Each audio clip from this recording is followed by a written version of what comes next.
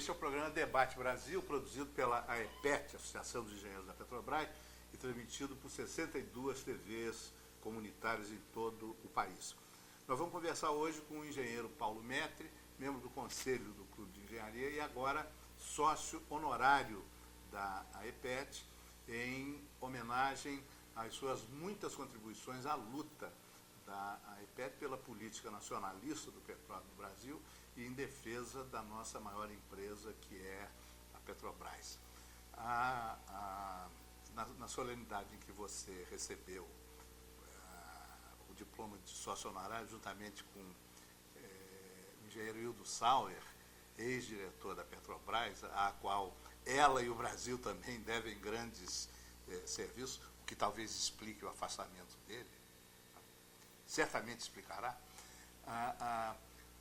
Você expôs uma série de ideias, né, muitas das quais inteiramente novas, sobre as urgências da política do petróleo no Brasil, depois dessa coisa fantástica produzida pelo corpo técnico da Petrobras, que foi a descoberta desse petróleo do pré-sal lá, sei lá, 6.000, 7.000 metros de profundidade no Oceano Atlântico. Você poderia aqui resumir essas propostas feitas naquele momento? Pois não, Zé Augusto. Boa noite, senhores espectadores. As minhas propostas, a bem da verdade, elas são a conclusão de muito debate entre amigos e colegas. Eventualmente, eu, às vezes, as externo primeiro do que eles, né?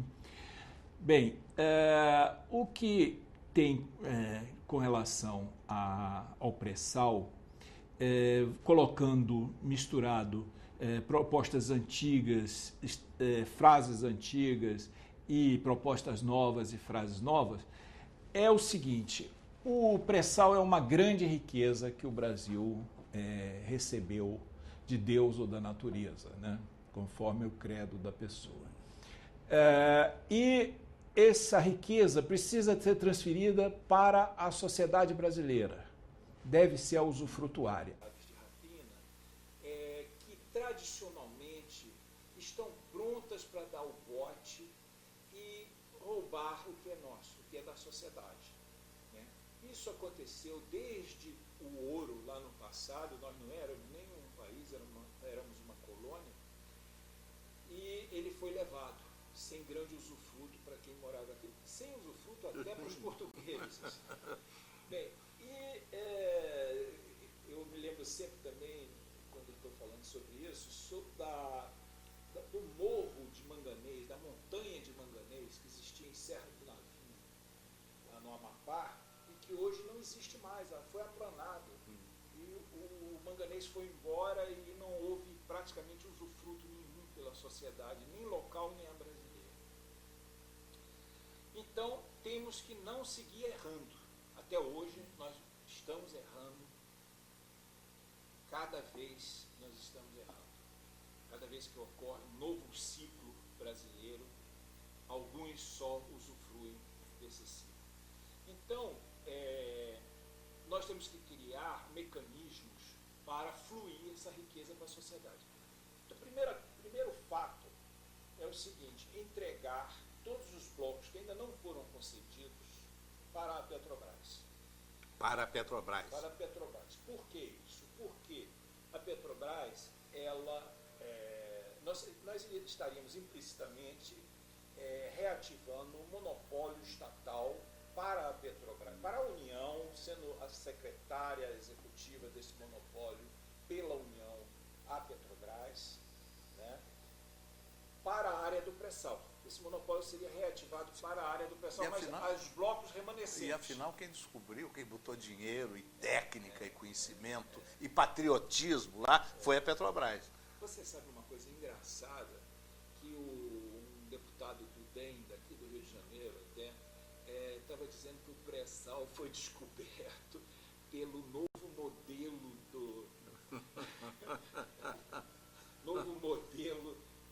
do setor de petróleo. Aliás, me veio à cabeça quando ele falou isso, uma historiazinha curtinha que dizem que a lenda das das cegonhas trazerem bebês, ela surgiu na Alsácia francesa. Por quê? Porque isso bem no passado, séculos atrás, porque em determinada época do ano as cegonhas migravam, né, devido às estações do ano, elas migravam e passavam na Alsácia. E era uma época em que nasciam muitos bebês. Então os contadores de história da época disseram que juntaram os dois fenômenos e disseram que as cegonhas traziam os bebês. Ninguém foi analisar que 9 meses antes das cegonhas chegarem, existia um frio estupendo no local que nenhum cobertor resolvia. Então, por causa daquele frio imenso lá do passado, é que chegavam as cegonhas, os bebês. Havia pura e simplesmente uma coincidência das cegonhas chegarem junto com o bebê. Bem, mas voltando ao nosso petróleo, o que eu digo é o seguinte: um monopólio estatal socialmente controlado é muito melhor do que um oligopólio privado, ainda mais sendo estrangeiro, porque nas águas profundas quem compete é a Petrobras e empresas estrangeiras. Não existem empresas petroleiras nacionais com lâmina d'água de 2.000 metros e depois mais 5.000 metros lá em águas profundas. Então, se nós fizermos a comparação entre o monopólio estatal socialmente controlado, que é possível existir, e o oligopólio privado estrangeiro, que é incontrolável, por definição, não há possibilidade de existir oligopólio privado que seja controlado, tá? Então é muito melhor para a sociedade um monopólio estatal controlado. Vamos explicar para o nosso espectador. Os senhores imaginem o seguinte: o governo atual deu ordem para a Petrobras para não repassar automaticamente para os derivados, o preço dos derivados, o aumento do barril a nível internacional. Ele andou em picos, agora está descendo, mas por causa da crise econômica, mas andou lá para 140. E a Petro cumpriu isso, ou seja, ela segurou o preço dos derivados. Um oligopólio estrangeiro cumpriria um pedido do governo com relação a isso? Em hipótese alguma, entende? Então, a Petrobras é usada pelo governo para atingir políticas públicas de interesse da sociedade. A Petrobras é determinada a ela que ela pode e deve comprar plataformas em estaleiros brasileiros, mesmo mais caros do que os de Singapura. Por quê? Porque estará gerando empregos no país, vão ser várias contratações dentro do país. Mais caro como acho que você já disse aqui nesse programa, porque a plataforma comprada de uma empresa brasileira paga imposto. A plataforma comprada em Singapura não paga, por isso é mais barato. Isso é uma aberração que existe, em que nós conseguimos uma coisa que nenhum país do mundo faz. Nós penalizamos a empresa nacional. Mas isso é uma história longa do Repetro, etc. Mas o importante é o seguinte, que existem políticas públicas que podem ser atingidas existindo a Petrobras no pré-sal. Por exemplo, compras locais, a Petrobras vai ser direcionada a fazer mais compras locais do que qualquer uma outra faria. Enfim, geração de empregos. Desenvolvimento tecnológico do país, não precisaria nem dizer. A Petrobras desenvolve tecnologia no país, aliás, graças a essa tecnologia desenvolvida que se chegou ao pré-sal, e nenhuma empresa estrangeira petrolífera, desenvolve tecnologia no país. Está entendendo? Quer dizer, os centros de pesquisas, os engenheiros têm mercado de trabalho e a sociedade brasileira usufrui da tecnologia desenvolvida graças à Petrobras, pelo menos no setor de petróleo, né? Que o agente econômico privado estrangeiro não faz. Então, essa é a primeira medida, entregar à Petrobras. À Petrobras. Aquela ideia de uma outra empresa estatal. Esse é o segundo ponto que eu acredito até que as pessoas que imaginaram essa hipótese de criar a Petrosal, né, que seria uma empresa com 100% capital brasileiro, Eu sou daqueles otimistas. Eu acho que as pessoas estavam bem intencionadas quando fizeram isso. Eles queriam que não houvesse evasão de dividendos para o exterior, né? Porque realmente 60% do capital da Petrobras está em mãos privadas, sendo que desses 40 são mãos estrangeiras e 20 está dentro do país, né? Quer dizer, Quando a Petrobras começar a tirar o óleo do pré-sal, vai ter que dividir os lucros, embora ela sozinha tenha feito o esforço, ela vai ter que dividir 40% com esse pessoal que opera na Bolsa de Nova York e que tem grande responsabilidade nessa crise mundial que nós estamos vivendo, né? Você tocou Num ponto chave, Zé Augusto, que mostra que, de certa forma, quem pensou na Petrosal era bem intencionado. Sim, Mas é preciso primeiro fazer uma observação. Não se vai entregar 60% do lucro para as mãos privadas e desse a parcela de 40% para o investidor privado estrangeiro. Porque a Petrobras dá de dividendo, porque o que nós entregamos é o dividendo. Ela dá de dividendo só 25% do lucro, tá? Que é a parcela mínima que a lei das SAs obriga a dar. Então, ela vai dar para o acionista, por exemplo, o acionista privado estrangeiro, ela vai dar 40% de 25%, tá? Que é uma parcela bem menor, né? Não fiz as contas, mas seria algo, se não me falha, em torno de 12%. 12% do lucro é que vai ser entregue para o investidor estrangeiro. Bem, mas estavam bem intencionados, mas não se lembraram de uma coisa.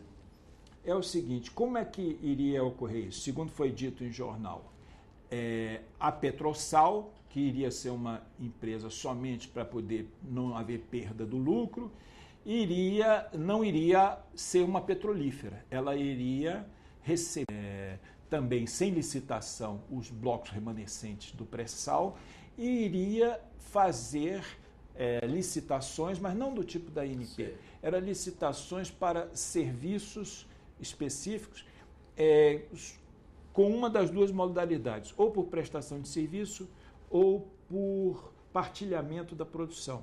Tá? São dois modelos de se fazer esses contratos. Acontece que, através de concorrência em que iriam ser candidatos a Petrobras e as empresas estrangeiras. Não se lembraram que a melhor forma de você transformar a Petrobras numa empresa obsoleta, que é uma coisa que ela nunca foi, ela esteve sempre se atualizando, sempre desenvolvendo tecnologia nova, etc. Mas a melhor forma de transformar ela em obsoleta é fazer nesse tipo de licitação. Por quê? Porque ela vai ter que concorrer com as empresas estrangeiras, tá? Para poder ter receita, para poder continuar na atividade, ela vai ter que participar de concorrências e vai ter que ganhar sob o critério do menor preço. Olha, o que ela vai fazer? Ela vai ser obrigada a cortar nos gastos de desenvolvimento tecnológico e de inovação. Ora, com o passar do tempo, a empresa que corta os gastos de desenvolvimento tecnológico e inovação passa a ser uma empresa obsoleta. Então, para que não aconteça isso, né, e para que também não se corra o risco de, nessas licitações, que ganhe a empresa estrangeira. Porque, por mínimo que seja a partilha da produção, por mínimo que seja a parte que fica para a empresa prestadora de serviço, eu não gostaria de ver uma parcela do pré-sal indo embora. Tá certo? Até porque esse percentual não foi estabelecido ainda. Partilha da produção, se fosse 50%, 50%, eu sou contra. Partilha da produção, na minha cabeça, o operador que está ali prestando serviço fica com 15%. A empresa Petrosal, no caso, ficaria com 85%. Isso é o mínimo que eu imagino para a discussão. mas assim mesmo eu sou contra. Nós vamos ter que fazer um intervalo agora, eu já queria deixar a próxima pergunta. Se a Petrobras tivesse sido obrigada a adotar um desses modelos de terceirização, ela chegaria no pré-sal, porque o que nós sabemos, e ela foi muito sóbria, muito discreta na divulgação dessa verdadeira epopeia. Quer dizer, ela chegou até não sei que profundidade com as tecnologias existentes. Daí em diante, para chegar nos 7.000 metros, ela desenvolveu novas tecnologias. Então, se tivesse que terceirizar, essa pergunta que fica para o próximo bloco, ela teria chegado no pré-sal?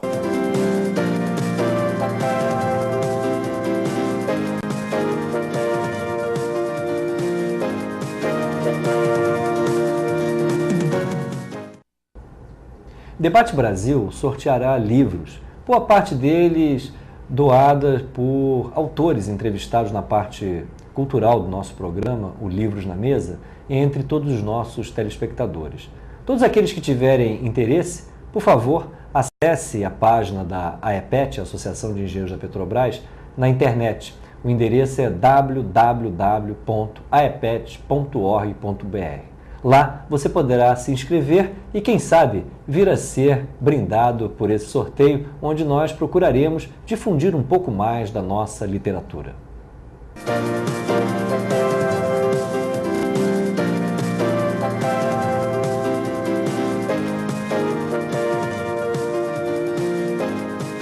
Debate Brasil, produzido pela AEPET, Associação dos Engenheiros da Petrobras, e transmitido por 62 TVs comunitárias em todo o país. Nós estamos conversando hoje com Paulo Metri, engenheiro, membro do Conselho do Clube de Engenharia e agora sócio honorário da AEPET pelos muitos serviços prestados à causa da política nacionalista do petróleo no Brasil e de defesa da Petrobras. Nós estamos discutindo com o Paulo Metri essa questão que está apaixonando o Brasil, que é a descoberta do petróleo do pré-sal. E a pergunta que ficou do bloco anterior foi a seguinte: se a Petrobras tivesse sido constrangida a terceirizar uma parte desse trabalho no pré-sal, ela teria conseguido chegar lá onde chegou? Zé Augusto, a sua pergunta prende-se à hipótese de não ter ocorrido o monopólio estatal desde o ano de 53 até hoje. E a Petrobras estaria sendo contratada, que nem a ANP faz atualmente, por blocos, né, e concorrendo com outras empresas. Quer dizer, a ANP terceirizaria essa tarefa de exploração e de produção de petróleo. Ou seja, na tua pergunta embutida está uma avaliação do monopólio estatal pelo que ele fez. Eu acho ótima essa sua pergunta. Pelo seguinte, eu costumo dar palestras em qualquer lugar que me convide sobre essa questão, né? Eu coloquei como um objetivo meu transmitir essas ideias, porque eu descobri que elas não são muito disseminadas. Por incrível que possa parecer, a mídia convencional, a mídia comercial, não coloca isso para o público. Então, existe uma certa curiosidade. E eu recebo muitos convites de associações de empregados e sindicatos e universidades para fazer palestras, e eu tenho atendido. E eu tenho um trecho que eu falo exatamente o que você perguntou. Eu digo o seguinte: eu queria que vocês fizessem uma viagem no tempo.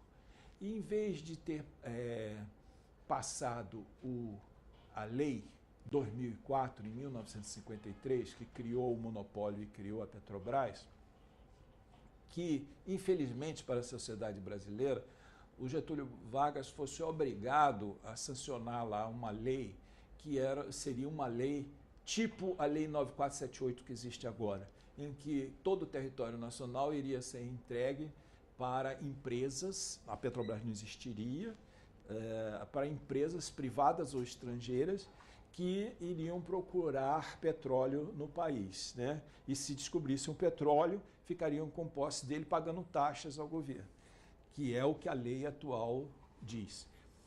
Então, se acontecesse isso lá naquela época, eu lhe garanto que as empresas estrangeiras, vendo a dificuldade que a Petrobras teve no início para descobrir petróleo, elas migrariam para o Cazaquistão, o Oriente Médio, conforme a época que fosse, para a Indonésia, enfim, outras áreas onde havia a possibilidade, estava se comprovando que havia petróleo em terra e com menos dificuldade de extração.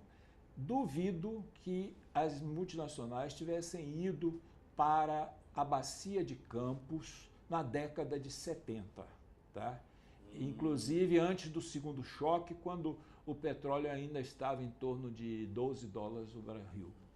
Então, só uma empresa que queria objetivos nacionais, que tinha dentro das suas metas, colocar petróleo produzido no país, para colocar a autossuficiência, o Brasil como um país autossuficiente, só uma empresa que tinha essa meta, produzir localmente, produzir aqui no Brasil, descobrir petróleo aqui, produzi-lo aqui, é que foi para a Bacia de Campos. Apesar de todas as dificuldades que se previa e que se comprovou lá. Se não tivesse ido para a Bacia de Campos, chegaria no pré-sal de Santos? Não. Claro que Esse mundo alternativo que, por ficção, eu estou criando aqui e que eu procuro viajar com os palestrantes quando eu faço as palestras, nesse mundo alternativo, a Bacia de Campos seria explorada pelas multinacionais, talvez agora, em 2000, 2010, está entendendo? Com o petróleo chegando a $100. Aí motivaria elas a ir para Campos. Estava 13. Descobrir roncador, estariam descobrindo roncador agora, nesses dias, tá certo? E o pré-sal em 2030, provavelmente. Então, essa é a grande vantagem de ter existido a Petrobras e o monopólio estatal. Bom, e nessa crise aí avassaladora que o mundo está atravessando, o petróleo já caiu de $140 o barril para 70 e poucos, né? É difícil que fique nesse patamar, né? Ele, na verdade, vale mais do que isso. Mas a Petrobras, com essa queda de preço, terá recursos para explorar o pré-sal? Terá, sim. Quer dizer, eu estou falando ainda baseado em estimativas preliminares, tá? Ou seja, em estimativas preliminares, o pré-sal, o custo do barril do pré-sal iria a $65, etc. Mas é tudo preliminar. Tudo que se falar sobre pré-sal agora ainda é preliminar, tá? Mas eu tenho que responder a sua pergunta, eu tenho que me basear em algo mesmo preliminar. Então, teria recurso? Teria, porque os 70 e tantos, que não vai ser 70 e tantos, você mesmo está falando que deverá estabilizar num valor mais alto, etc. Pode não ser os 140. Enfim, geraria uma margem que permitiria haver o reinvestimento. Agora, você sabe que é muito interessante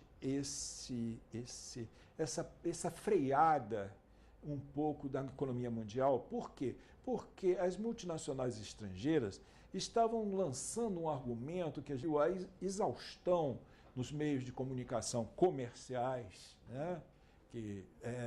Que ditam o que os grupos econômicos querem que seja ouvido. Não é uma TV como essa daqui, que dita o que mais livremente dita o que seria bom, segundo o nosso ponto de vista, para a sociedade.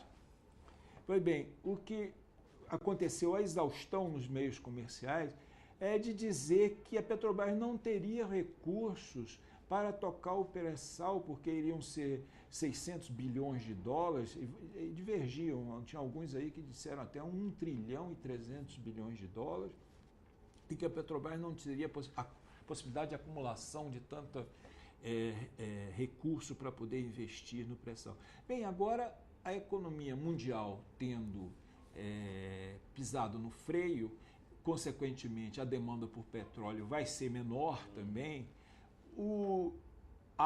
a necessidade de exportação para suprir mercados estrangeiros, que era isso que estava embutido nesse discurso das multinacionais instaladas aqui, é que o Brasil tinha que se dedicar a exportar petróleo para abastecer o mundo externo, além de dar lucro para elas de passagem, né? Nós não precisamos mais ter pressa. A Petrobras pode investir, descobrir e investir e produzir, consequentemente, dentro das necessidades, atendendo às suas capacidade de geração de recursos e atendendo às necessidades da sociedade brasileira. Que também é bom que haja alguma exportação, sim. Essa exportação nos permitirá criar programas sociais aqui.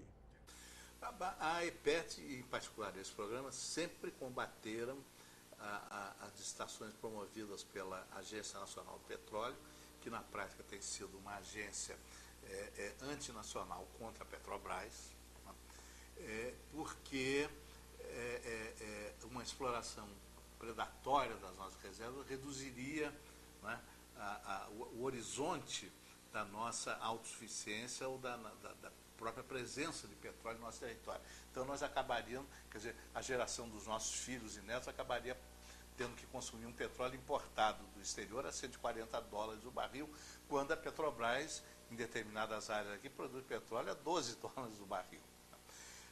Com essa agora descoberta do pré-sal, o que é que muda no horizonte? Por quantos anos, se nós tivermos juízo e patriotismo, por quantos anos nós teremos petróleo para o consumo da sociedade brasileira, isto é, para a geração dos nossos filhos e dos nossos netos? Zé Augusto, eu, de forma análoga a você, até bem pouco tempo atrás, eu advogava a não existirem rodadas de licitação entregando o petróleo brasileiro para quem o descobrisse, exatamente porque nós estávamos antecipando essa produção, entregando ela para o exterior a um preço baixo e nós teríamos que no futuro recomprá-lo, como você falou. Mas isso ainda não tinha acontecido o advento do pré-sal, né? Com o advento do pré-sal, pela grandeza dos números que falam, e isso é um outro ponto que não existe ainda segurança nos dados, mas variam. Eu já ouvi pessoas dizendo que menos de 30 bilhões de barris não será. Menos de 30 bilhões. Mais de 30 bilhões. Adicionais, além dos 13, alguma coisa que existe hoje, que não é do pré-sal. Mais de 2 vezes o que... mais de 2 vezes o que existe hoje. Quer dizer, menos de 30 não será, mas tem pessoas que falam até em 90 bilhões de barris. Em qualquer uma dessas alternativas, aumenta consideravelmente a folga brasileira para o seu autoabastecimento, tá certo? E, dependendo aí de onde se situa, eu acho que o Brasil pode e deve exportar petróleo. Eu mudei minha posição, o pré-sal me fez mudar de opinião. Para exportar, para criar um fundo soberano, tá certo? Que paulatinamente recursos iam ser internalizados para suprir as necessidades de carência do povo brasileiro, né? Como o presidente Lula falou, combate à fome, educação e outros programas que sejam de interesse da sociedade. E seria um fundo entre gerações, né? O que seria capitalizado agora para usufruto dessa geração, mas para usufruto de gerações seguintes também. E esse fundo serviria também para desenvolvimento tecnológico, eventualmente na área de energia. Eventualmente não, além de outras áreas, na área de energia também. Inclusive alternativas. Exatamente, porque o petróleo findando, nós precisamos ter uma alternativa a ele. Ou seja, nós precisamos garantir para a sociedade brasileira, a tua preocupação é verdadeira, ao máximo abastecimento de petróleo. Mas precisamos garantir também o combate à miséria, o combate ao analfabetismo e garantir um outro energético para gerações futuras e outros benefícios para gerações futuras, né? Lembraram até que, por que não também para a saúde? O presidente Lula não falou da saúde, o ministro da Cultura já falou a cultura também. Eu acho que o pré-sal é um cobertor elástico, ou seja, tem a ideia do cobertor que você puxa de um lado, descobre do outro, né? Você nunca consegue cobrir todos os lados, mas o pré-sal é um cobertor, pela grandeza, agora, é muito elástico. Petróleo, bilhões, talvez até 90 bilhões. Isso não desperta certas cobiças internacionais? Claro, não sei, já me perguntaram, alguém pode ter lido em algum site da internet, alguma coisa, que nos Estados Unidos já tem gente que diz que aquilo lá não é água brasileira, é água internacional. Isso aí você pode fazer um programa sobre isso. Aí tem pessoas mais competentes Que eu para falar, mas as 200 milhas estão garantidas, né? Apesar dos Estados Unidos não ter assinado... Vai haver eleição nos Estados Unidos e vem o Barack. Agora, realmente tem possibilidades aí que nos preocupam, mas são coisas ainda no terreno de possibilidades, mas não é à toa que uma quarta frota está aí e nós temos que reaparelhar e modernizar as nossas Forças Armadas, né? Que foi sucateada, mais um dos tristes legados do governo Fernando Henrique Cardoso, né? Que além de ter aberto o território nacional para as multinacionais petrolíferas, né? Também sucateou as Forças Armadas. Então, esse lixo neoliberal deixado pelo Fernando Henrique, entulho neoliberal, precisa ser limpo aí. Ao mesmo tempo que o país inteiro discute o pré-sal com grandes esperanças, está marcada aí pela Agência Nacional do Petróleo, deve ser a décima estação, décima rodada para entregar para o... Mas quando saíram as primeiras notícias do pré-sal, que aliás foram muito desqualificadas pelos meus colegas da mídia, dizendo que aquilo era um factoide, não sei o quê, o presidente Lula excepcionalmente presidiu em pessoa uma reunião do Conselho Nacional de Política Energética e determinou a revisão dessa legislação que entrega o petróleo brasileiro para as multinacionais. Isso andou ou estão engavetando? Não, tem uma comissão aí com vários ministros e que vai entregar um relatório brevemente ao presidente da República, que contém dentro dele a mudança do marco regulatório. Mas os jornais falam muito com relação ao que fazer com o pré-sal. Mas você tocou muito bem. Podia-se, de passagem, corrigir todos os enganos que existem na Lei 9478. E é uma coisa absurda ainda haver, numa hora que está se debatendo, haver ainda uma rodada de licitação. Que, aliás, o presidente, nessa mesma época, tinha dito que as rodadas estariam suspensas. Salvo engano da minha parte, eu me recordo ter lido isso. De diretores da Petrobras, ele mandou excluir das rodadas petróleo que tinha sido descoberto pela Petrobras e que ia ser dada de mão beijada. Esse é o argumento que a ANP tem utilizado para ver a 10ª rodada.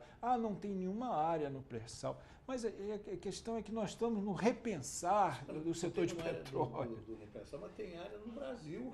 Não, é como se fosse assim, não, pré-sal nós não podemos explorar, o resto do Brasil pode explorar. Aliás, o nosso querido amigo Carlos Lessa falou que nós temos que ter uma campanha do pré-sal nosso. Eu aí até perguntei para ele, mas Lessa, vem cá, quer dizer que o resto do pré-sal não é nosso? Nós estamos já admitindo isso? Mas não é isso que ele queria dizer, mas mais do que nunca o pré-sal, por ser uma riqueza muito grande, tem que ser... O pré-sal despertou uma consciência nacional.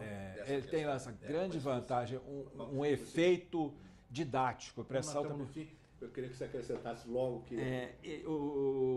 Eu queria dizer que essa 10ª rodada é um escárnio, ela tem que ser paralisada. A Agência Nacional de Petróleo só vê os interesses dos grupos estrangeiros. É uma tristeza você ter essas agências no Brasil em que são dominadas, elas têm um termo bem eufemístico, estão cooptadas, né, pelo capital.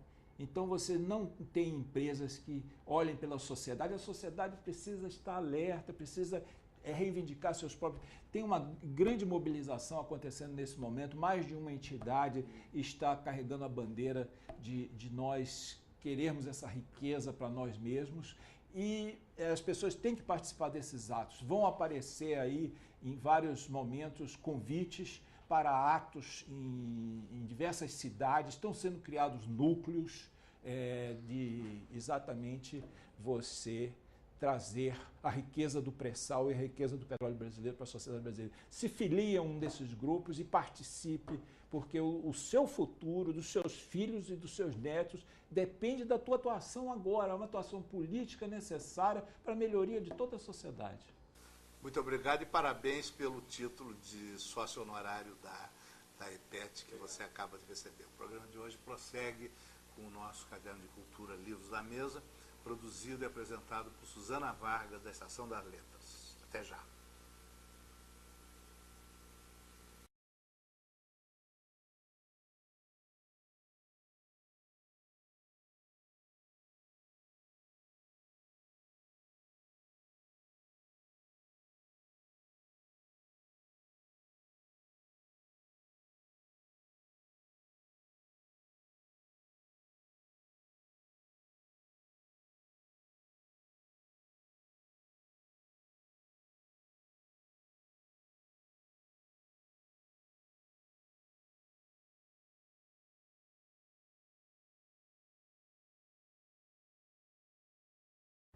Hoje o Livros na Mesa prossegue falando sobre o padre Antônio Vieira nos seus 400 anos de nascimento, com o professor, ensaísta, historiador Clóvis de Pulcão, que está lançando seu livro, uma biografia sobre padre Antônio Vieira. Estamos aqui com ele, edição da José Olímpio, padre Antônio Vieira, esboço biográfico.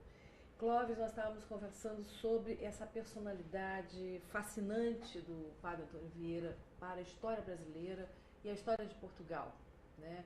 Esse visionarismo, não sei se falaríamos assim, esse poder, né, de percepção de que Portugal e alguns outros países formariam Grécia, né, o que ele chama de cristandade na Europa, né, formariam um quinto império. Agora, qual a importância, por que falamos até hoje no padre Antônio Vieira? Quer dizer, né?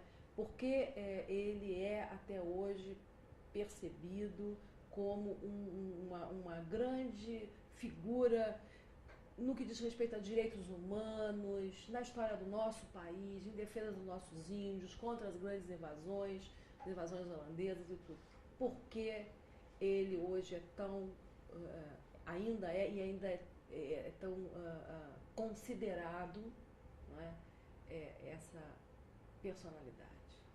Bom, o padre Antônio Vieira, ele tinha total convicção de que o último e o mais importante de todos os impérios do mundo, ele seria dominado pela língua portuguesa. Os portugueses já estavam espalhados pelo mundo, mas não estavam mais na esfera política de Portugal, porque na verdade eram judeus de origem portuguesa. O Vieira, ele defende o final da Inquisição, ou seja, a Inquisição portuguesa que atormentava enfim, a inteligência portuguesa, o comércio. O fim da divisão entre cristãos novos e judeus e cristãos novos. Ele é visionário, que ele dizia assim, né, um dos pontos do seu visionarismo, né, que ele dizia que haveria um dia no futuro que ninguém mais perguntaria para ninguém qual era a religião das pessoas. Você, quando fosse pegar dinheiro no banco, você vai perguntar se você é cristão ou você é judeu. Que isso caminharia uma importância menor, coisa que acabou acontecendo. Então o Vieira, ele dizia isso: nós vamos repatriar capitais judaicos, o comércio internacional já está na mão de pessoas que falam a língua portuguesa, e ele é o primeiro homem a perceber que no futuro quem dominaria o mundo dominaria em cima de dois pilares, né? Em cima do pilar da língua e em cima do pilar econômico, né? E o Vieira dizia, quando o dia que a gente repatriar esses capitais, acabar com a Inquisição, automaticamente o rei passará para o Brasil, porque o futuro, ele já conseguia perceber que o futuro seria no Brasil. Em relação à região amazônica, isso também é uma coisa que é pouco conhecida, né? O Vieira, ele na verdade, ele sai na defesa dos índios, né, que ele passa um tempo meio que no exílio, né, no Grão-Pará, em Maranhão, e ele discorda da forma como os colonos tratavam os índios, debaixo de forte exploração, de grande dominação econômica, né, e ele escreve no seu diário, ele tem claro qual é a importância geopolítica da região amazônica, e ele é o primeiro a fazer a defesa da nacionalização, vamos dizer assim, da região amazônica. E denuncia também os índios como mão de obra escrava, Sim, não é? sim, que era totalmente proibido pelo Papa como pelo rei de Portugal, né? E claro que isso vai fazer com que ele entrou em choque com a elite maranhense, né? Com a elite do Grão-Pará e Maranhão. Tem um sermão que ele chama a elite, na cara da elite, né? Vocês são todos uns mentirosos, enfim. E ele tem essa preocupação, nós temos que tratar esses índios de forma doce, porque senão nós vamos perder a região amazônica, né? Ou seja, ele tem essa visão de defesa internacional da Amazônia. E tem, o que eu acho também muito importante, né, esse grão de, essa semente, né, ele gostava muito desse termo, né, da sementeira e da semente, essa semente da tolerância religiosa, ela é muito forte também na obra do Vieira, até, acho que até como fruto do que acontecia em Salvador, onde não havia divisão não era muito forte divisão entre cristãos e cristãos novos, porque na época a sociedade brasileira ela era dividida entre negros e brancos. Uhum.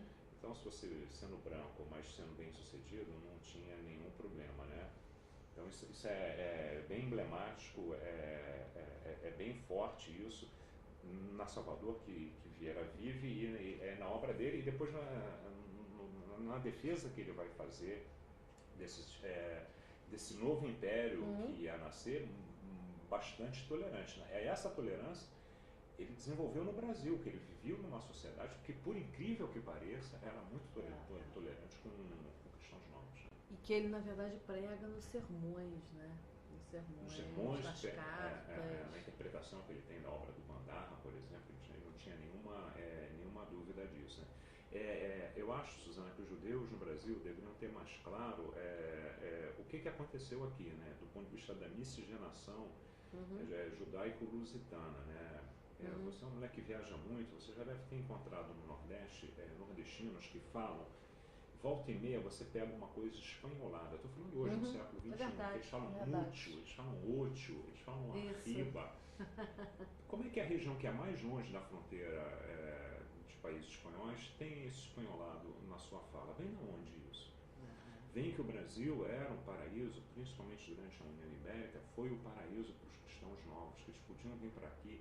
É a porta de entrada, era a porta de real, entrada, né? mas num país tolerante, Isso. num lugar tolerante, né? E vão deixar outras marcas na língua portuguesa, que tem certas expressões que nós usamos no nosso cotidiano, que vieram direto do hebraico para a língua portuguesa, que é, por exemplo, passar a mão na cabeça. Isso é característico da sociedade brasileira, das mães brasileiras. Lamber os beiços vem direto do hebraico. Aqui nasceu, isso infelizmente a gente não conta isso sobre a nossa história, né? Aqui houve um diferencial e o Vieira cristaliza essa tolerância judaico-cristã. Entre as idas e vindas entre Portugal e o Brasil, né, em um dos momentos ele foge pelo delta do Amazonas. Conta um pouco, você sabe, dessa história. Ele fala que, na verdade, a verdadeira Babel é a região amazônica, né? Ele faz uma comparação das línguas que são faladas no foz da Rio Amazonas. Aprendeu os dialetos, ele né? falava várias línguas, e a língua né? Kumbundu, né? Ele falava várias línguas. Uma língua... A coisa mais... É um homem tão extraordinário, Vieira. Além dele ele já saiu do Brasil falando várias línguas. E ele já depois, velho, na vida, ele vai para Roma. E quando ele chega em Roma, né, o Vieira, na minha avaliação, ele é o primeiro popstar da história. Então, onde ele vai rezar, e vai falar um sermão, as igrejas ficavam tão cheias que tinha que ter polícia na porta. Ele chega já doente, com malária, em Roma, ele reza 3 missas numa igrejinha pequena de Santo Antônio dos Portugueses. O chefe dos jesuítas chama ele e fala agora em italiano. Eu tenho 60 anos, aprenda italiano. Ele em 6 meses ele passa a rezar em italiano. Em italiano, com 60 anos. Superlota as igrejas, isso em Roma. Genial, né? Ou seja, ele é uma coisa absurdamente encantadora. Um fenômeno da comunicação. Um fenômeno da comunicação. E quer ver outra coisa? Hoje, por exemplo, tem muitos artistas no Brasil, nos vários segmentos artísticos, cinema, literatura, que são vítimas de cópias piratas. Quem é o primeiro luso brasileiro a ser vítima de pirataria? É o padre Antônio Vieira. A primeira edição de Sermões, ela surge na Espanha. Ele nunca pisou na Espanha, ele nunca foi falar para espanhóis. Mas a fama dele Tão grande. é tão grande, que começaram a surgir esses sermões piratas, e quando ele lê, ele fala, não, isso aqui não é meu, não. Isso não é meu. E ele volta para o Brasil. Não, eu que tenho que escrever os meus sermões, já que faz tanto sucesso, que pelo menos que você publica o que eu falei, Isso. não qualquer coisa assim. E organiza, E né? organiza. Ele mesmo, né? Ele já vem para o Brasil, ele tinha que digitar, ele já tinha problemas de visão, ele tomou vários tombos no final da vida. Ele é praticamente um homem aleijado. Ele vem morar em Salvador, na Quinta do Tanque, que é um pouquinho afastado da cidade, que é uma casa dos jesuítas.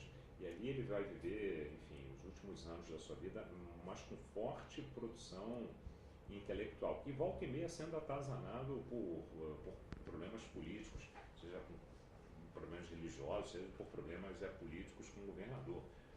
Enfim, a maior expressão da cultura luso brasileira tinha que conviver com picuinhas menores da cidade de Salvador.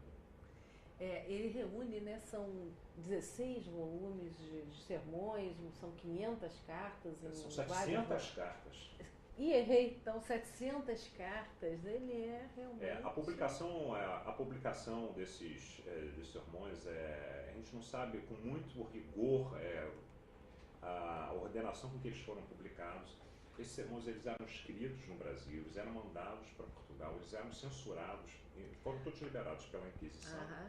Inclusive tem até um detalhe interessante, o primeiro dicionarista da língua portuguesa, Rafael Bludot, foi censor do Antônio Vieira e claro que liberou com louvor, fazendo os maiores elogios, os censores adoravam. Ele é elogiado pela Inquisição, né? Que prendeu, o Antônio Vieira foi preso pela Inquisição, teve problemas com a Inquisição, foi humilhado pela Inquisição, mas depois conseguiu dar a volta por cima, né? Esse é o nosso Antônio Vieira, né? Antônio Vieira. E eu queria que você falasse um pouquinho sobre que nós começamos já falando sobre o Vieira famoso, o Vieira já conhecido, mas ele vem com 10 anos para o Brasil? Ele vem com 6 anos. 6 anos. Ele chega aqui. Eu estou com as datas. Ele chega aqui muito criança, aí ele falava português com sotaque baiano. Eu não sei como é que era o sotaque baiano da época, né? A gente não tem esse registro. Outra coisa muito curiosa em relação ao Vieira é que não se sabe exatamente a cor da pele dele, ou seja, ele tem um pé no judaísmo, porque o sobrenome Vieira, de qualquer lugar de Portugal, é cristão novo, e ele tem um antepassado negro. Então costumo dizer que ele é branco brasileiro, ou seja, ele é um amulatado. Ele, aos 15 anos, ele tem o famoso estalo de Vieira, rezando para Maria. Ele tem um estalo e a partir do estalo ele vira um homem de capacidade intelectual fora de série. Em 1640, a notícia da restauração portuguesa, o fim da União Ibérica, chega no Brasil em 41. E na sequência ele vai para Portugal. O rei escutou ele num único sermão e falou: esse não sai mais daqui. Se tornaram amigos, né? Um amigo muito próximo, né? E depois o Vieira ganha o mundo, ele sai, ou seja, o Vieira conheceu. Olha o elenco de pessoas que ele conheceu. A Ana, a regente da França, que era mãe do Luís XIV, o Mazarino, que era amante dela. O René Descartes, provavelmente não, eles se conheceram. Provavelmente o Rembrandt, porque tinham muitos amigos em comum e frequentavam a mesma região geográfica de Amsterdã, quando Vieira teve em Amsterdã. Ele ia para Amsterdã, tinha que deixar o cabelo crescer, ele estava bigode, andava de civil, armado. Era um grande conspirador. Depois ele vai conhecer a Rainha Cristina, que é uma grande dama da Contra-Reforma. Foi confessor dela? Não quis ser confessor dela. Não? Ela ficou apaixonada por ele. A Rainha Cristina é uma figuraça, ninguém sabe exatamente as preferências sexuais dela, mas ela se apaixonou intelectualmente pelo Vieira. Ela era uma mulher muito culta, muito erudita, ela fazia escavações sobre o passado da Roma clássica, né? E ela inaugura uma academia. Quem ela chama para fazer o primeiro embate retórico? É o padre Antônio Vieira. E ela queria, você tem que ser meu confessor, não. Ele já velho em Roma. Entendi que ele tinha sido confessor. Não, ele evitava ela. Ele achava ela uma mulher de vida muito curiosa, vamos dizer assim. Realmente ela era uma mulher curiosíssima, a Rainha Cristina da Suécia. Né? Interessante. eu adoro Curioso é interessante, É é tudo. fascinante, né? A Rainha Cristina adora contar esse fato. Ela, quando nasceu, a parteira puxou ela de dentro da mãe. A primeira impressão da parteira é que era um homem. Depois ela olhou bem e falou, não sei o que é isso. E depois, para desespero do rei, não, é menina. Essa é a Rainha Cristina. Clóvis, nas suas andanças sobre o Vieira, quer dizer, não se sabe como ele era fisicamente, então, não se tem muita notícia, não tem um desenho. A gente tem, às vezes eu vejo imagens, né, dele, mas não sei se são inventadas. Eu, em geral, quando faço palestras, eu vou fazer projeção das imagens do Vieira, eu deixo para o final. Eu prefiro que cada um São imagine. tantas imagens, cada uma diferente da outra. Mas todas posteriores à existência dele. Né? Engraçado, é uma invenção, de repente. E eu acho que é uma invenção embranquecida. Entendeu? Eu acho que se tenta dar um caráter Sei. E é um caráter racista, né? Também, de alguma forma. Mas é né? típico do Brasil, né? Tudo contra o qual ele lutou para Vieira. Agora, me conta assim, temos ainda um tempinho, quais são os caminhos assim da biografia do padre? Quais foram as fontes consultadas? Tá, são as biografias que já existiam, ou seja, as biografias, eu acho que todas, certamente a minha deve ter o mesmo defeito, mas todas ou são muito apaixonadas ou são anti-vieiras, ou seja, eu peguei essas biografias que já existem no mercado. Na verdade, nem todas existem no mercado, porque algumas são obras raras. Tem essas cartas que estão publicadas, né? E tem os sermões. Agora, montar o século XVII é que é uma obra mais complexa, mais né? complexo, né? Porque, na verdade, a história é bem longa se você se concentrasse apenas num país, mas você teve que se concentrar em Brasil e Portugal, porque foram muitas idas e vindas, né? Mas a história, ela espirra para a Inglaterra, ela espirra para a fundação dos Estados Unidos, né? Porque outra coisa que a gente não tem claro é o sonho do Quinto Império, quando não funciona, ele pula para a esfera inglesa e norte-americana. Mas é uma longa história, a gente teria que fazer... Nossa, ainda tem esse capítulo. E ele morou no Maranhão, ele morou em vários lugares. No Maranhão, ele teve morou uma passagem no Grão-Pará e Maranhão, que na verdade era uma colônia só, né? Ele transita entre Belém e São Luís. Parece que ficou naquele convento, né? Em São Luís, né? Na verdade, ele vai transitar bastante, ele vai transitar bastante pela região amazônica, né? Aí muito entre São Luís e Belém. E depois, para acabar, infelizmente, Vieira ficou tão relegado, não existe a sepultura do Vieira, não existe nos ossos do Vieira, tudo isso se perdeu depois quando ele morreu em Salvador, na Bahia.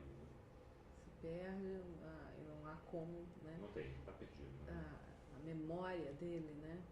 Agora, sermões da sua preferência. Não, eu não. Eu li, por exemplo, que eu me lembro mais da 60ª, que nós éramos, enfim, na época, eu li no 2º grau. Imagino me colocarem para ler. Eu não sei, em alguns momentos, quando ele toca nesse patriotismo português, isso me emociona um pouco, entendeu? Eu acho isso bacana, né? Aí eu falei, que Deus deu ao mundo, aos portugueses, para nascer Portugal, para morrer o mundo, essa visão internacional, eu acho isso muito lindo, entendeu? É um visionário, né? Porque o mundo acabou virando isso, né? Maravilha. Clóvis, obrigada então por estar aqui conosco. Leiam Padre Antônio Vieira, leiam bastante, mas antes eu acho que vocês devem ler esse esboço biográfico do Clóvis Bulcão, que é um caminho de compreensão, mais de uma biografia, ele é um caminho de compreensão para a obra. Para quem não conhece, os mais jovens, inclusive, que estão começando e que se interessarem por essa figura fascinante, leiam Clóvis Bulcão, então, Padre Antônio Vieira, um esboço biográfico pela editora José Olímpio. Obrigada, Clóvis, por estar aqui conosco. Obrigado. Esse foi o Clóvis Bulcão para o Livros na Mesa.